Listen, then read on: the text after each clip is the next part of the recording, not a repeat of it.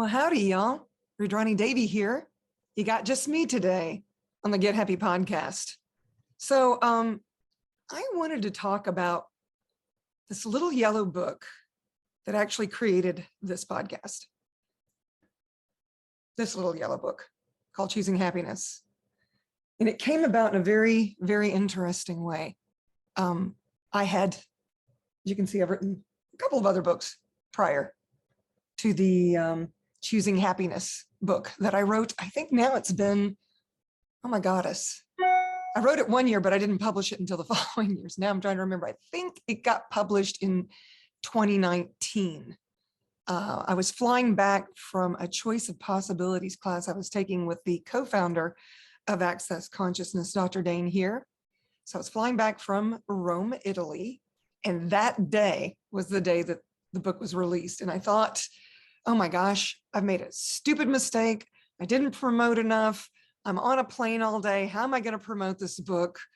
And then to my surprise, very pleasant surprise, by the time I did get home, I found out that it was already a bestseller in pre-sales. So everything changed. I was like, okay, people aren't going to like me for telling them that they can just choose happiness. Because a lot of folks actually don't realize it's a choice. You can choose it or not choose it. You can also choose other things like cranky pants, or I'm going to be mad at the world, or, my family doesn't understand me. My husband's an asshole, or whatever it is. All those things that you can actually unchoose because it's really based on your points of view. In Access, we like to say, your point of view creates your reality. Your reality does not create your point of view.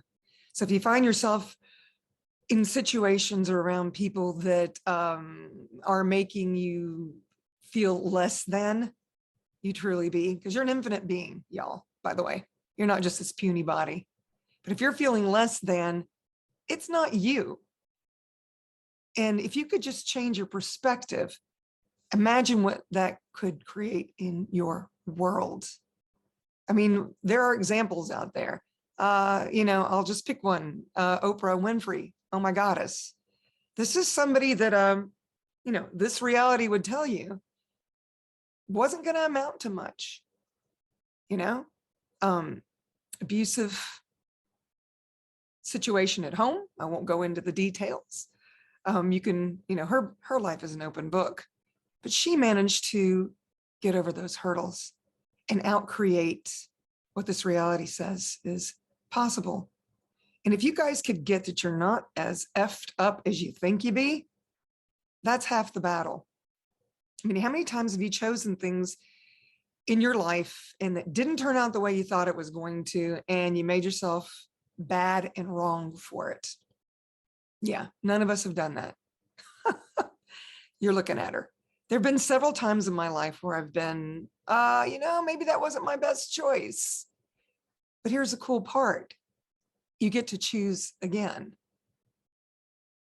So that's how Choosing Happiness got started. I was on these book tours with my first two books, Soul Survivor. That's this one over here. A Healer's Pilgrimage and a Homecoming, because I already had the tools of access when I was in India and got shot by terrorists. Yes, so for those of you that don't know my story, you can Google my name, or you can purchase this book. It's got a lot of real estate. It's 400 pages, but I had a couple of years to write it in my wheelchair. I remember Simon & Schuster wanted to publish the book on the year anniversary, and by that time, my now ex-husband had moved out, was in another relationship with a friend of his sister's from work or whatever, and was starting a family with her. So our relationship ended, right? And I was still in a wheelchair, not walking, not ambulatory just yet. And they wanted me to come out with a book. And I'm like, hey, the book's not finished yet because this story isn't over yet. So now, I'm reflecting back on it, and it feels like a Netflix movie I'm talking about. I don't identify with that girl. I made the choice to go to India, And I could say that wasn't my best choice, but it created so much. And that's the point I want to make about, sometimes you choose things and they don't turn out the way you think they're going to. And then your point of view is, oh gosh, I really fucked that up, didn't I? My marriage ended, my business closed. I may never walk again. And then I was like, fuck that. I'm not only going to walk again, I'm going to run again. I was training for the Boston Marathon when the terrorist attack happened. In fact, that morning I was on the treadmill from the hotel room, not the hotel room, in the workout room, and was looking out at the view, which was people doing, I don't know, Tai Chi along this wall that was separating us from the water. And it was the same water that the 8 terrorists came in on. They'd actually hijacked a fishing boat, killed the fishermen, and took the boat onto dry land. And that's where they coordinated all these different attacks. And here I am looking out across the water, and it was not what it appeared to be. We have a crazy phrase in Access Consciousness that kind of gets you out of your head. It's called, everything is the opposite of what it appears to be, and nothing's the opposite of what it appears to be. And everything is the opposite of what it appears to be, and nothing's the opposite of what it appears to be.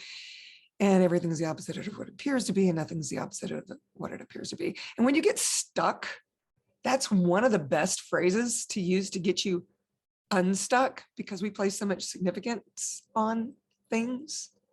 I remember thinking, oh my gosh, after the fact, they were coming in on a boat at exactly the same time I'm running on this treadmill. And I was about 6 or 7 kilometers in, and we were doing this pilgrimage. Our whole group had procured a bus, and they were taking us to all these ashrams. I got to visit Brahmin priests. They're the ones that do the throaty voices. Roar. I can't do it, but it was pretty amazing. And then that night, we get back, and the next 3 days are going to be a silent retreat, or no speaking. Lots of, actually no speaking, but a lot of chanting. So different kind of speaking. And then the terrorist attack happened. They came in, 2 of them, gunned down the hotel lobby where there was a wedding party. They all died.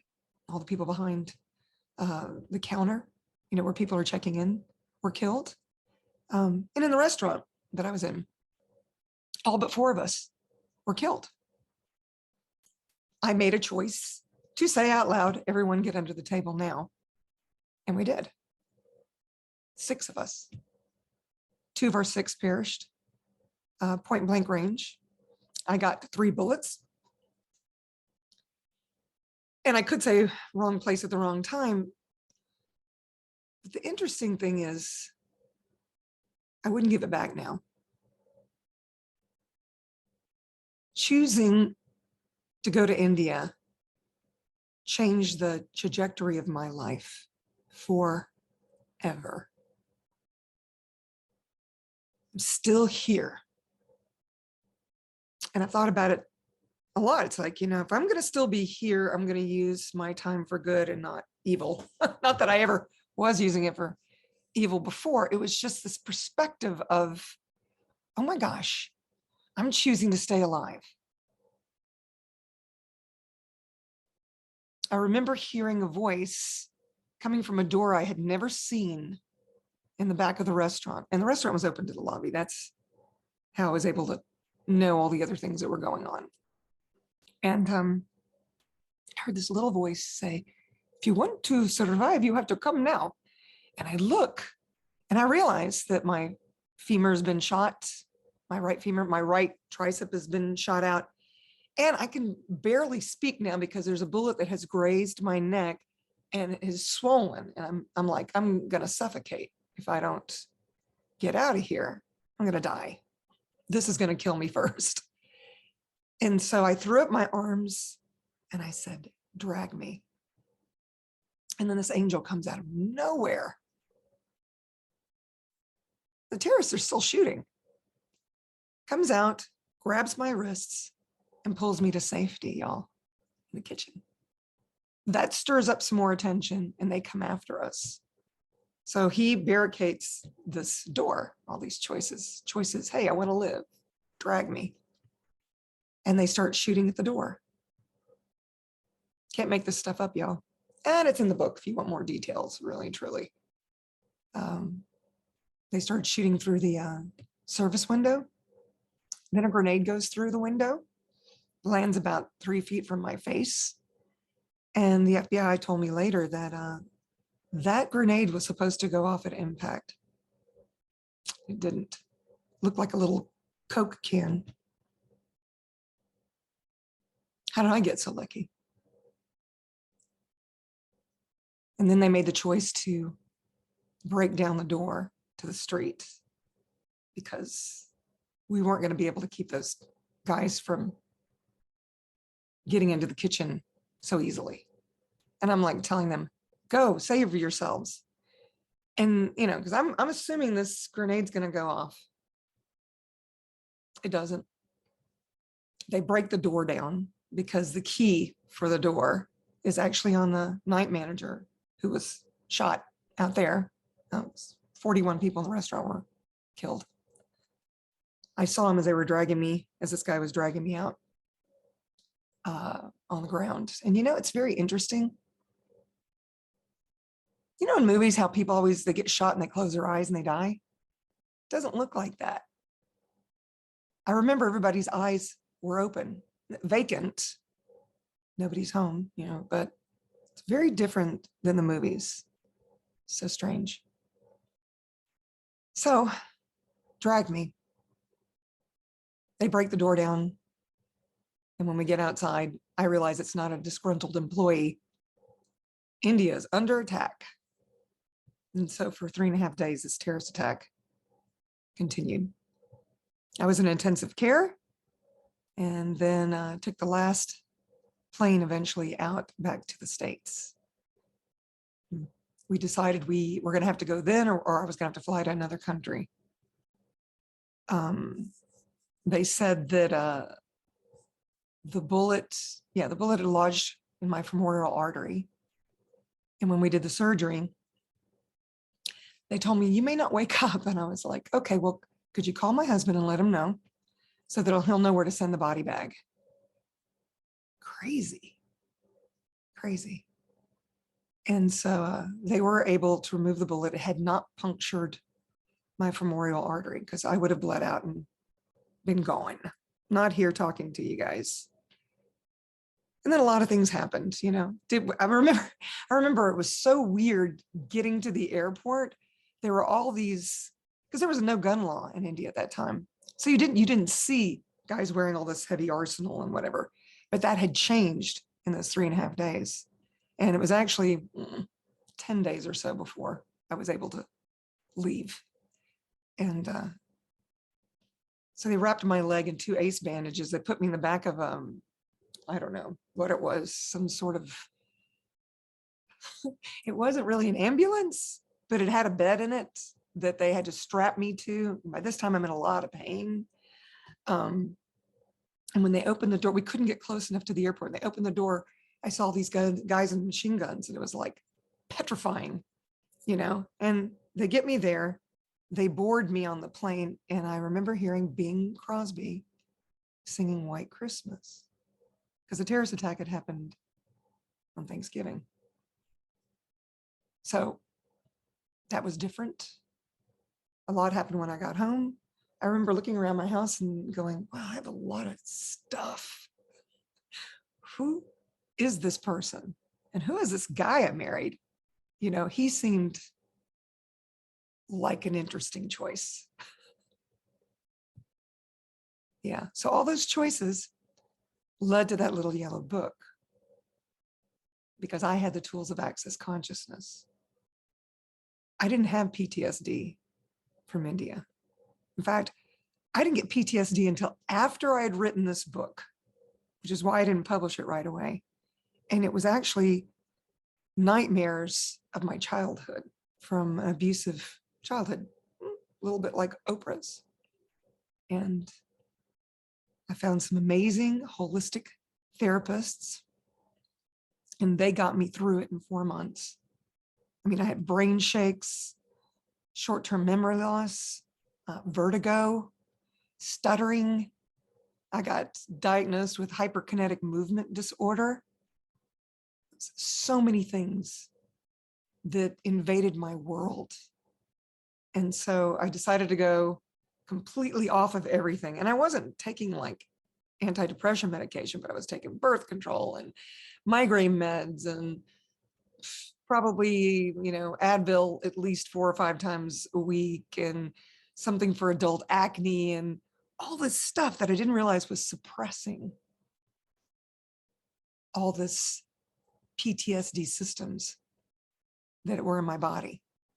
And once I allowed all that stuff to go, my world changed. Just choice, I remember somebody asking me, if I could undo this, would I have undone Italy? And I said, I told them this little story. I said, okay, so here I am talking to God. And she says to me, okay, you're going to go to India and it's going to change your world. Everything's going to change, everything. But you're going to have to get shot by terrorists.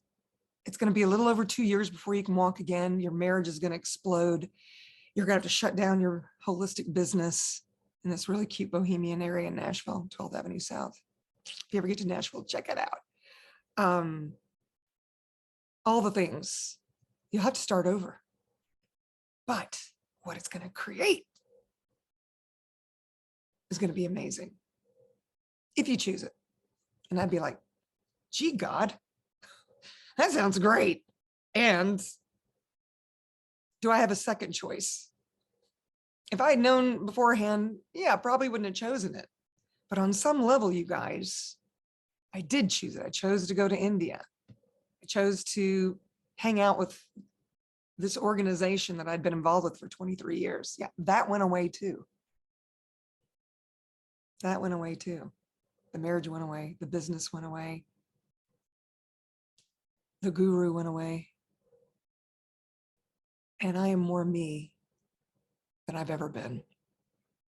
People would ask me on these book tours, how can you be so happy? I got coined as the happiness lady. Rudrena David, the happiness lady, right? I even got a ticket to talk now because I'm sharing these tools that not only navigated my life out of so much trauma and drama, I'm beyond thriving. Someone that does what I do for a living shouldn't be that way in this reality, right? Well, you know what? The thing is you can actually choose to out-create anything and everything in your world. So because of that little yellow book, and my friend Trent Denson, who is, it's his podcast, it's producing this, it's Spread the Positive. Check out the other podcasts that he's producing. He was the one that said, you've got to have a podcast. And I'm like, no. And he goes, yeah, you got to have a podcast. This book needs to get out to people. So that's how the Get Happy podcast got started. And I've had amazing guests and will continue to do so. I just thought, maybe you guys could hear a little bit about how this podcast got started, who I be, all the things. So this book is chock full of tools, y'all. And one of them I've already mentioned, this point of view thing. Your point of view creates your reality. Your reality does not create your point of view. And what if you could choose differently in every 10 seconds without judging you? Like I said, I wouldn't give it back now. Every decision I've ever made has led me to here, even if it didn't seem like the best choice.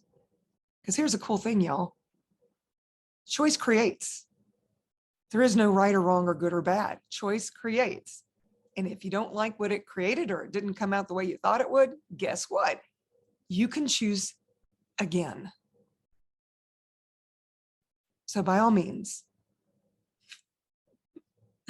don't buy this little yellow book. that speaks 3 languages, and actually it speaks 4 languages now. It speaks Russian now. Y'all can believe that. English, Portuguese, Spanish, Russian, and it's getting translated into Arabic now. How does it get any better? If I could infect the entire world with the idea that they could choose happiness,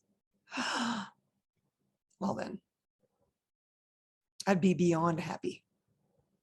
So that's all I got for y'all right now. Signing off. Rudrani David, the Happiness Lady. Thank you so much for listening. Yeah, and until next time, ciao, ciao.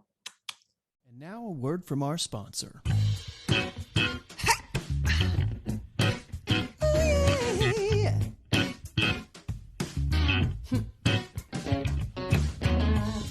Feeling a little funky?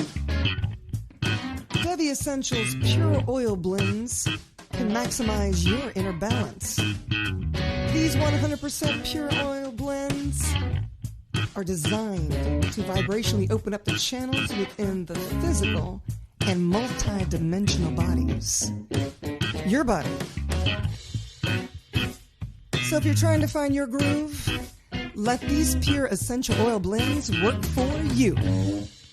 For more information, go to rudranidevi.com. That's RUDRANIDEVI.com. What creations are asking to be in this world? What would they like to look like?